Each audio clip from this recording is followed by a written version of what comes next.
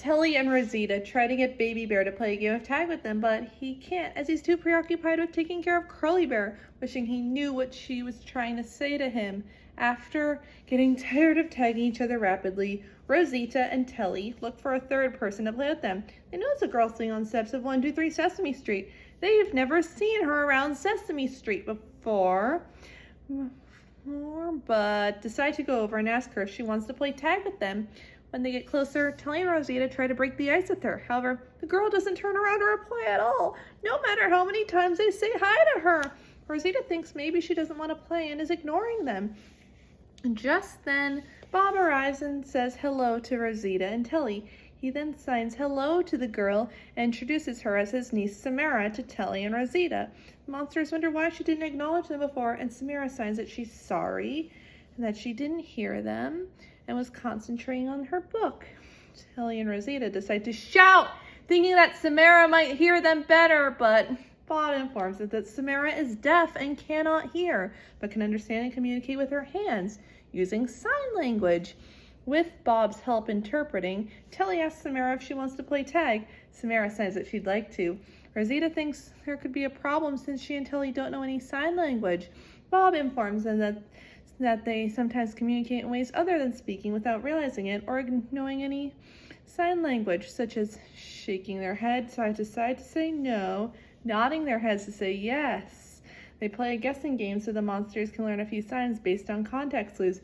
Telly and Rosita are able to guess the signs for book and car. Afterwards, the three kids go off to play.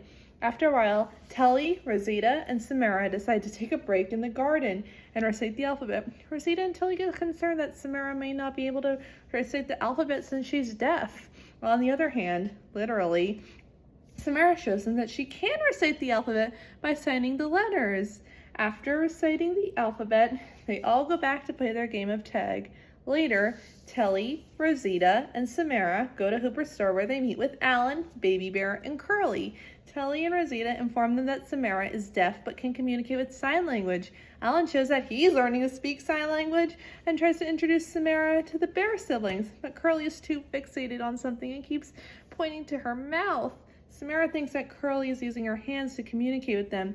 They watch Curly carefully and figure out that she's hungry and wants a banana. After getting her banana, Curly starts to scratch at her side.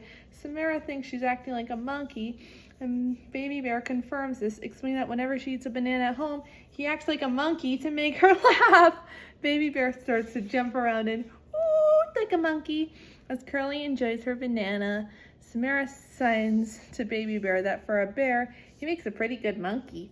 While Baby Bear is amazed at the way Samara signs and wants to learn sign language, Telly and Rosita feel the same way. Baby Bear joins the group in their game of tag, leaving Curly Bear in Alan's hands. Curly stares at Alan and scratches at her side, meaning that Alan is the new pretend monkey as she eats.